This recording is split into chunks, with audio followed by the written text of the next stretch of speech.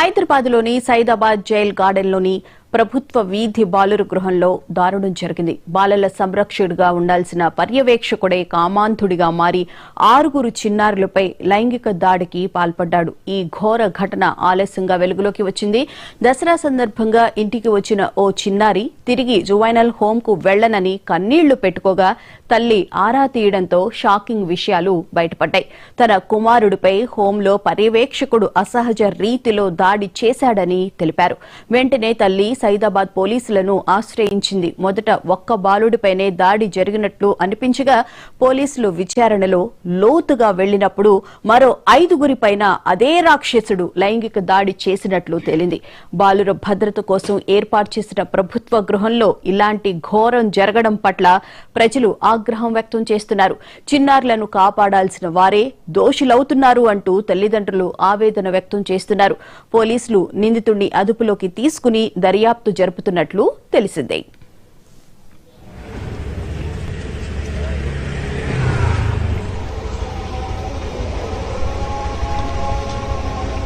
Police station నుంచి SI గారు police personnel ఇద్దరు మా ఇన్స్టిట్యూషన్ కి రావడం జరిగింది. వచ్చి ఒక బాబు పేరు చెప్పి ఆ బాబుని మీరు గుర్తుపడతారా అని చెప్పి అడిగారు. అడిగితే ఈ బాబు మా బాబు షార్ట్ లీవ్ లో వెళ్ళాడు. చైల్డ్ వెల్ఫేర్ కమిటీ ముందర రిక్వెస్ట్ పెట్టి ఆ రిక్వెస్ట్ ని గ్రాంట్ చేపించి ఆ బాబుని వాళ్ళ ఫ్యామిలీతోనే పంపించినాం ఫెస్టివల్ సెలబ్రేట్ చేసుకోనికి. ఇట్లా అని చెప్పి ఎస్ఐ గారికి చెప్పడం జరిగింది. లేదు సార్, ఈ బాబు ఇట్లా కంప్లైంట్ ఇచ్చాడు, మీ స్టాఫ్ ఒక అతను రెహమాన్ అని చెప్పి అతను ఈ బాబుని ఇట్లా సెక్షువల్లీ అబ్యూజ్ చేసిండని చెప్పి కంప్లైంట్ ఉంది మా దగ్గర అని చెప్పి చెప్పడం జరిగింది. ఇంకో మాట కూడా చెప్పారు, ఇంకా 2 పిల్లలు ఉన్నారంట సార్, వాళ్ళతో కూడా వాడు షేర్ చేసుకున్నాడంట బాబు, ఒక్కసారి ఆ పిల్లలతో మేము మాట్లాడతాము అని చెప్పి చెప్పడం. అయితే ఆ 2 పిల్లల్ని పిలిచినాము, సార్తో మాట్లాడిపించినాము, ఎస్ఐ గారితోన. ఆ ఇన్ఫర్మేషన్ ఇవ్వగానే ఇమ్మీడియట్గా మేడంకి ఎంక్వైరీ ఆఫీసర్గా మైథిలి మేడం గారు సూపరింటెండెంట్, గర్ల్స్ హోమ్ సూపరింటెండెంట్ మేడంకు ఎంక్వైరీ ఆఫీసర్గా అపాయింట్ చేయడం జరిగింది. మేడం వచ్చారు, ఎంక్వైరీ చేశారు, పిల్లలతో మాట్లాడారు, స్టాఫ్తో మాట్లాడి మేడం వాళ్ళ రిపోర్ట్ సబ్మిట్ చేశారు. నెక్స్ట్ డే మళ్ళీ పోలీస్ స్టేషన్ నుంచి మాకు కాల్ వచ్చింది, ఒక రిక్వెస్ట్ లెటర్ కూడా వచ్చింది. ఈ 3 పిల్లలు ఎవరైతే విట్నెస్గా ఉన్నారో ఆ 3 పిల్లల్ని మేము తీసుకెళ్ళి భరోసా సెంటర్లో వాళ్ళతో మాట్లాడాలి మేము అని చెప్పి వాళ్ళ స్టేట్మెంట్స్ తీసుకోవాలి అని చెప్పి రిక్వెస్ట్ లెటర్ పెడితే ఆ రిక్వెస్ట్ లెటర్ పైన ఆ 3 పిల్లల్ని హ్యాండ్ ఓవర్ చేసినాం. సిడబ్ల్యూసీతో మాట్లాడి వాళ్ళ ఆర్డర్స్ తీసుకొని హ్యాండ్ ఓవర్ చేయడం జరిగింది. ఇక్కడ వరకు మాకు తెలుసండి. దీని తర్వాత ఏం జరిగింది అనేది ఇంకా మా నోటీస్కి రాలేదు. సో ఈ ఇన్సిడెంట్ బయటికి రాగానే వెంటనే నాకు హెడ్ ఆఫీస్ నుంచి మా డైరెక్టర్ గారు, మా డీడీ గారు ఒక ఆర్డర్ ఇచ్చి ఎంక్వైరీ చేయమన్నారు. సో ఆ ఎంక్వైరీ చేసి పిల్లలతో మాట్లాడి స్టాఫ్ అందరితో మాట్లాడి కూడా రిపోర్ట్ అనేది నేను సబ్మిట్ చేశాను. సబ్మిట్ చేయడం జరిగిందండి. తర్వాత everything will go according to the law and act. హైదరాబాద్లోని సైదాబాద్ జైల్ గార్డెన్లోని ప్రభుత్వ వీధి బాలుర గృహంలో దారుణం జరిగింది. బాలల సంరక్షకుడిగా ఉండాల్సిన పర్యవేక్షకుడే కామాంధుడిగా మారి 6 చిన్నారులపై లైంగిక దాడికి పాల్పడ్డాడు. ఈ ఘోర ఘటన ఆలస్యంగా వెలుగులోకి వచ్చింది. దసరా సందర్భంగా ఇంటికి వచ్చిన ఓ చిన్నారి తిరిగి జువైనల్ హోంకు వెళ్లనని కన్నీళ్లు పెట్టుకోగా తల్లి ఆరా తీయడంతో షాకింగ్ విషయాలు బయటపడ్డాయి. తన కుమారుడిపై హోంలో పర్యవేక్షకుడు అసహజ రీతిలో దాడి చేశాడని తెలిపారు. వెంటనే తల్లి సైదాబాద్ పోలీసులను ఆశ్రయించింది. మొదట ఒక్క బాలుడిపైనే దాడి జరిగినట్లు అనిపించగా పోలీసుల విచారణలో లోతుగా వెళ్లినప్పుడు మరో 5 పైన అదే రాక్షసుడు లైంగిక దాడి చేసినట్లు తేలింది. బాలుర భద్రత కోసం ఏర్పాటు చేసిన ప్రభుత్వ గృహంలో ఇలాంటి ఘోరం జరగడం పట్ల ప్రజలు ఆగ్రహం వ్యక్తం చేస్తున్నారు. చిన్నారులను కాపాడాల్సిన వారే దోషులవుతున్నారంటూ తల్లిదండ్రులు ఆవేదన వ్యక్తం చేస్తున్నారు. పోలీసులు నిందితుడిని అదుపులోకి తీసుకుని దర్యాప్తు జరుపుతున్నట్లు తెలిసింది. ఇదే అంశానికి సంబంధించిన పూర్తి వివరాలను మా ప్రతినిధి శ్రీనివాస్ లైవ్ లో అందిస్తారు. శ్రీనివాస్, చెప్పండి, బాలుర కోసం జువెనైల్ హోంలో తల్లిదండ్రులు జాయిన్ చేస్తే ఇక్కడ చాలా దారుణమైన ఘటన, పర్యవేక్షకుడుగా ఉండాల్సిన అతనే ఇంత దారుణ ఘటనకు పాల్పడ్డాడు. అసలు ఎప్పటి నుంచి ఈ విషయం జరుగుతుంది? ఏమైనా డీటెయిల్స్ తెలిసాయా? జువెనైల్ హోంలో ఏదైతే దీనికి సంబంధించి లైంగిక దాడి జరిగిన ఘటన రాష్ట్ర వ్యాప్తంగా సంచలనం రేకెత్తించింది. సో ఈ నేపథ్యంలో కూడా ప్రస్తుతం మనం ఇక్కడ జువెనైల్ హోంలో ఉన్నాము. అయితే ఆ బాలులను సంరక్షించాల్సినటువంటి ఒక రక్షకుడే ఈ దారుణ ఘటనకు పాల్పడిన నేపథ్యంలో కూడా ఇప్పుడు అది మొత్తం రాష్ట్ర వ్యాప్తంగా సంచలనంగా మారింది. ప్రస్తుతం ఏదైతే అంటే దసరా సెలవులకి ఒక బాలుడు ఇంటికి వెళ్ళిన నేపథ్యంలో కూడా ఇంటి దగ్గర నుండి మళ్ళీ ఇక్కడికి పంపడానికి తల్లిదండ్రులు ప్రయత్నం చేయగా నేను వెళ్ళనంటూ కూడా అక్కడ తల్లిదండ్రులతో కూడా 7 ఏడుస్తూ చెప్పిన పరిస్థితి. ఈ నేపథ్యంలో కూడా తల్లిదండ్రులు ఆరా తీయగా అసలు ఆ విషయాలు వాస్తవ విషయాలు వెలుగులోకి వచ్చాయి. ఈ నేపథ్యంలో కూడా బాలుడు తల్లిదండ్రులకు సంబంధించి పోలీస్ స్టేషన్లో ఫిర్యాదు చేయగా విచారించిన పోలీసులు బాలుడితో పాటు మరొక 6గురిపై కూడా ఈ రాక్షసుడు లైంగిక దాడికి పాల్పడ్డట్టు కూడా తెలిసింది. సో మనతో ప్రస్తుతం మాట్లాడడానికి ఇక్కడ ఈ జువెనైల్ హోమ్ కి సంబంధించినటువంటి సూపరింటెండెంట్ ఉన్నారు. సార్, అసలు ఏం జరిగింది? మీకు ఈ సమాచారం మీకు ఎప్పుడు తెలిసింది? మాకు 11th రోజు మార్నింగ్ సైదాబాద్ పోలీస్ వాళ్ళు మా ఇన్స్టిట్యూషన్కి విజిట్ చేశారు. విజిట్ చేసి ఈ బాబుని మీరు గుర్తుపడతారా అని చెప్పి అడిగారు. అడిగితే ఈ బాబు మా బాబు అండి, షార్ట్ లీవ్లో వెళ్ళాడు, దసరా ఫెస్టివల్ సెలబ్రేట్ చేయడానికి ఫ్యామిలీతోనే సెలబ్రేట్ చేయడానికి వెళ్ళాడు. వాట్ ఈస్ ద ప్రాబ్లమ్ అని చెప్పి అడిగితే బాబు and their parents have complaint sexual abuse ఇట్లా జరిగిందని చెప్పి, స్టాఫ్ పేరు ఇట్లా రెహమాన్ అని చెప్పి మీ దగ్గర ఉన్నాడంట, వాడు సెక్షువల్ అబ్యూజ్ చేశాడని చెప్పి మాకు కంప్లైంట్ వచ్చిందండి అని చెప్పి చెప్పడం జరిగింది. ఇంకా ముగ్గురు పిల్లలు ఉన్నారంట మీ ఇన్స్టిట్యూషన్లో. ఆ బాబు ఆ ముగ్గురు పిల్లల పేర్లు చెప్పిండు. వాళ్ళు కూడా విట్నెస్గా ఉన్నారు, వాళ్ళకి తెలుసు, వాళ్ళకి చెప్పాను నేను అని చెప్పి చెప్పాడు. ఆ పిల్లలతో మాట్లాడాలి సార్ మేము అని చెప్పి పర్మిషన్ అడిగారు. ఇమీడియట్గా ఎవరైతే బాబు అవైలబుల్ ఉండేనో అవైలబుల్ ఉన్న బాబుని పిలిపించి ఎంక్వైరీ చేయించినాము, కూర్చోబెట్టి మాట్లాడిపించినాము. మిగతా పిల్లలు అవుట్ సైడ్ స్కూల్కి వెళ్ళారు కాబట్టి ఆ పిల్లలు వచ్చే వరకు వెయిట్ చేసి ఆ పిల్లల్ని కూడా కూర్చోబెట్టి మాట్లాడిపించిన తర్వాత ఈ స్టాఫ్ మెంబర్ ఎప్పుడు వస్తాడు సార్ డ్యూటీకి? ఇప్పుడు అంటే నైట్ డ్యూటీ ఉన్నది, షిఫ్ట్ వైజ్ డ్యూటీస్ ఉంటాయి వీళ్ళే, డే షిఫ్ట్ నైట్ షిఫ్ట్లో ఉంటారు వీళ్ళు. నైట్ షిఫ్ట్లో ఉన్నాడు, 6:30కి వస్తాడు. అంటే కొద్దిగా తొందరగా పిలవగలుగుతారా సార్ అంటే దానిలో ఏముంది పిలిపిస్తాను నేనంటే డిస్క్లోజ్ చేయకుండానే పిలిపియండి సార్ అంటే డిస్క్లోజ్ ఎందుకు చేస్తామండి, ఇంత పెద్ద ఇష్యూ ఇది. ఇమీడియట్గా కాల్ చేసి రా బాబు నువ్వు ఇట్లా కొద్దిగా సూపరింటెండెంట్ సార్ పిలుస్తున్నారని చెప్పి పంపించినాం. ఫోన్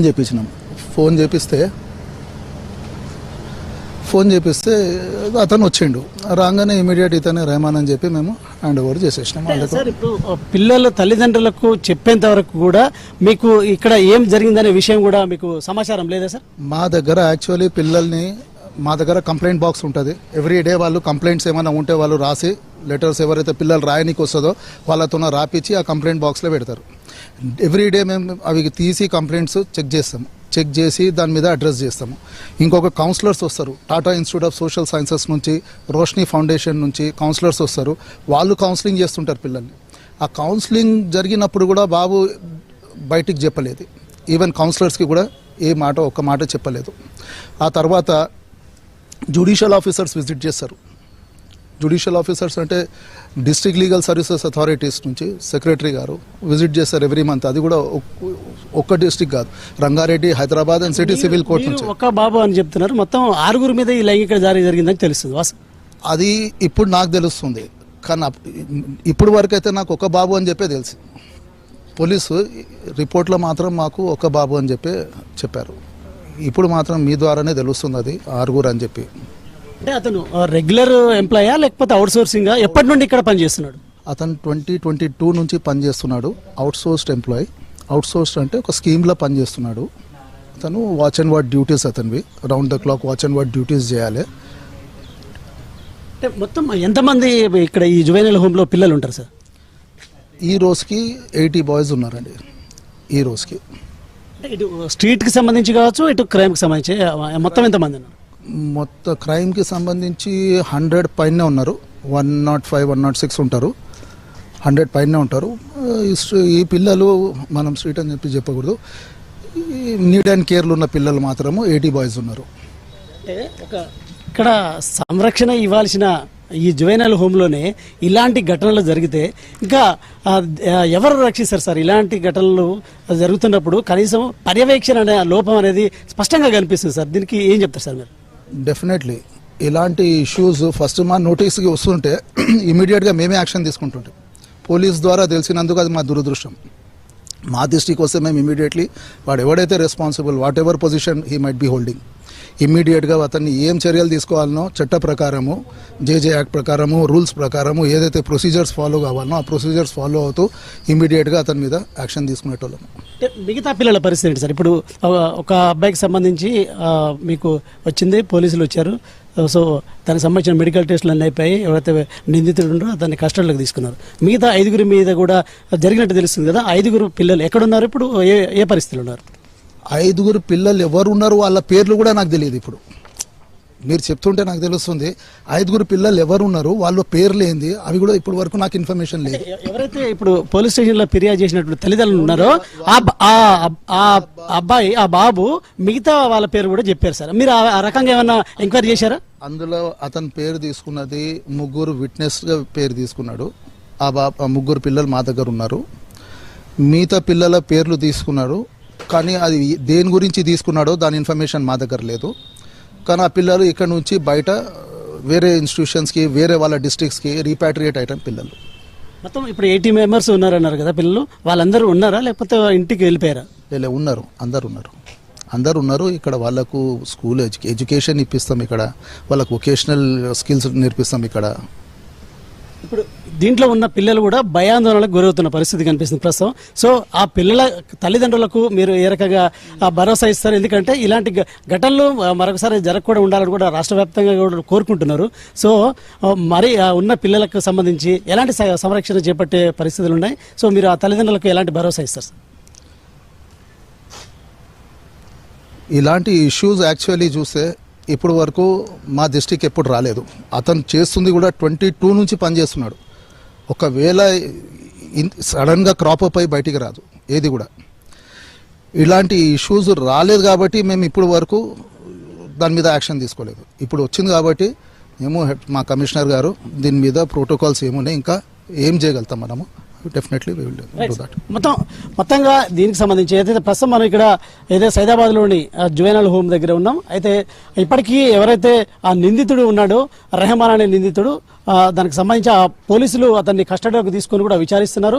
దీంతో పాటు ఎవరైతే బాధిత బాలురు ఉన్నారో బాలులకు సంబంధించి కూడా వైద్య పరీక్షలు నిర్వహించారు. మరొకవైపు ఇప్పటికే మొత్తం 6 కూడా లైంగిక దాడి జరుగుతుందని కూడా తెలుస్తున్న నేపథ్యంలో కూడా వాటికి సంబంధించిన వివరాలు కూడా ఉన్నతాధికారులు సేకరిస్తున్నారు. సో మొత్తంగా ఇలాంటి ఘటనలు మరొకసారి పునరావృతం కాకూడదని కూడా ఇప్పుడు రాష్ట్ర వ్యాప్తంగా పెద్ద ఎత్తున ఆందోళనలు జరుగుతున్నాయి. దీంతో పాటు ఇక్కడ దీనికి సంబంధించి కట్టుదిట్టమైన చర్యలు చేపడుతున్నాము, మాకు సమాచారం రాలేదంటూ కూడా చెప్తున్న పరిస్థితి కానీ అధికారులు చెప్తున్నారు. మొత్తం ఒక బాలుడికి సంబంధించి పోలీసులు కస్టడీలోకి తీసుకున్నారు. సో మిగతా వారికి సంబంధించి అయితే విట్నెస్ గా చెప్పారని కూడా ఇక్కడ సూపరింటెండెంట్ చెప్తున్న పరిస్థితి కనిపిస్తుంది. కెమెరామెన్ బ్రహ్మారావుతో శ్రీనివాస్, హైదరాబాద్. Thank you Srinivas.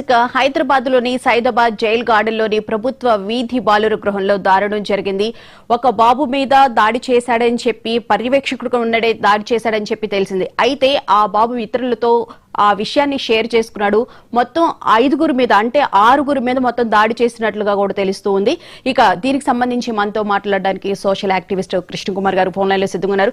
కృష్ణకుమార్ గారు చెప్పండి, ఇప్పుడు జైల్ గార్డెన్ లో ప్రభుత్వ వీధి బాలురకు ఉద్దేశించి వెళ్ళినటువంటి జువెనల్ హోమ్ లో ఇలాంటి దారుణానికి అక్కడ ఉన్న వ్యక్తే పాల్పడ్డాన్ని అసలు ఎలా చూడాలి?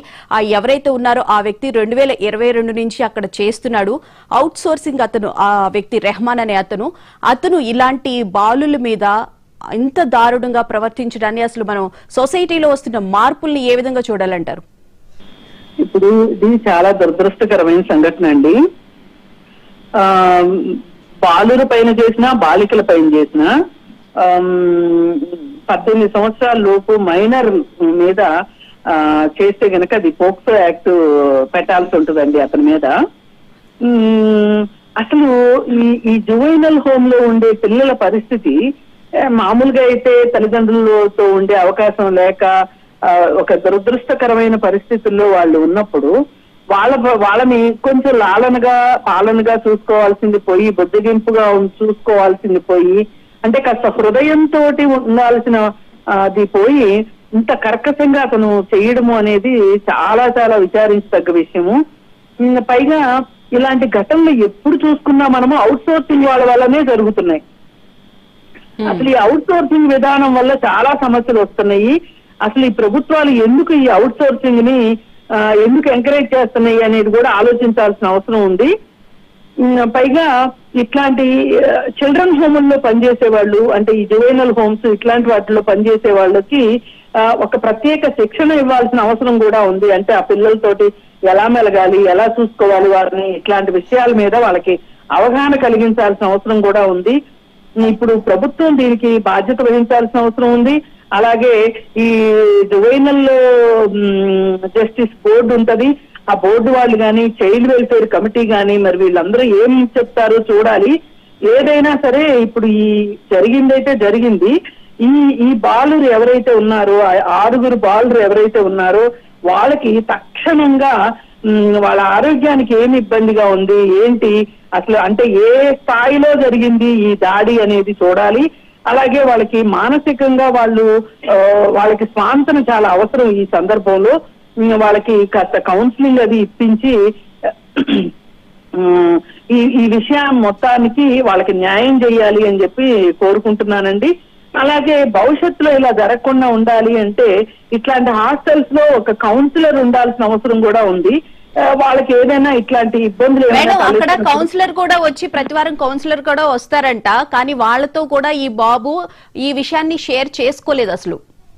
అదే చేసుకునే విధంగా, అంటే అదే ప్రెమిసెస్ లో ఉండటం వల్ల కూడా అతను భయపడి ఉండొచ్చు. నా మాట నమ్ముతారో నమ్మరు అనే ఒక భయం కూడా ఉండి ఉండొచ్చు. అందుకని ఏంటి అంటే ఇప్పుడు ఈ బాబుకి ఇంకా జరిగింది, ఇప్పుడు చేయాల్సింది ఏంటి, జరిగిందేదో జరిగింది. ఇప్పుడు తక్షణం చేయాల్సిన పనులు ఏంటి అంటే ఆ బాబుకి ఒక ధైర్యాన్ని కల్పించాలి. మానసికంగా ఏమైనా కుంగిపోతున్నాడేమో చూసుకోవాలి. శారీరకంగా కూడా ఏదైనా ఇబ్బందులు తలెత్తే అవకాశం ఉంటది ఈ మగపిల్లల పైన ఇలాంటి అకృత్యం చేసినప్పుడు. దాని గురించి కూడా చూడాల్సిన అవసరం ఉంది. ఇప్పుడు ఎవరైనా సరే ఇలా జువెనైల్ హోమ్ లో ఉండాల్సిన పరిస్థితి వచ్చినప్పుడు వాళ్ళకి ఒక ధైర్యం రావాలి అంటే గనక ఈ ఘటనలోని చాలా సీరియస్ గా తీసుకోవాల్సిన అవసరం ఉంది. రైట్. ఇంతకు ముందు ఒక బ్లైండ్ స్కూల్లో ఇలా జరిగితే మేము చాలా పోరాటం చేశాము. అక్కడ కూడా ఇట్లాగే బాత్రూములు గడిగే వ్యక్తి ఆ పాపని అక్కడున్న బాలికల హాస్టల్లో ఉన్న పాప మీద అసాల్ట్ చేయడం జరిగింది. మరి అసలు మామూలుగా అయితే సాధ్యమయ్యే పని కాదు. ఇప్పుడు ఇలాంటి హాస్టల్స్ లో ఉండే పిల్లలే, పేదరికంలో ఉండే పిల్లలే ఉంటారు. మరి వాళ్ళకి ఆ పేదరికంతో ఇక్కడికి వస్తే పెనం మించి పొయ్యిలో పడినట్లు అయింది. కాబట్టి ఈ విషయంలో ప్రభుత్వం కొంచెం జాగ్రత్తలు తీసుకోవాల్సిన అవసరం అయితే ఉందండి. వాళ్ళకి న్యాయం అంటే ఎవరికి తెలియకుండా ఉండడం కోసం అక్కడ కంప్లైంట్ బాక్స్ కూడా ఉందండి మేడం, కానీ కంప్లైంట్ బాక్స్ లో కంప్లైంట్ రాసి వెయ్యలేదు. And at the same time counsellors వస్తారు, వాళ్లకు కూడా ఈ విషయాన్ని షేర్ చేయలేదు. అంటే ఆ బాబు ఎంత మదన పడ్డాడు అనేది ఇక్కడ మనకి చాలా క్లియర్ గా తెలిసింది. దాంతో పాటు ఇంకా 3 ఫ్రెండ్స్ కి అయితే షేర్ చేసుకున్నాడంటే ఈ విషయాన్ని. అది అందుకే ఇప్పుడు మిగతా 5 కూడా బయటకు వచ్చారు.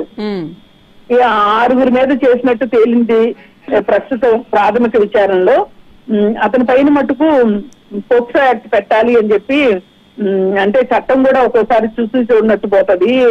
బాధితులు గనక అసహాయులు నిస్సహాయులు అయితే గనక అలా కాకుండా వాళ్ళకి సమాజం తోడుందని, అలాగే అవసరమైన ఇప్పుడు మీడియా కూడా సాయంగా ఉంటది అని మనం ఒక భరోసా ఇవ్వాల్సిన అవసరం అయితే ఉంది ఆ కుటుంబాలకి.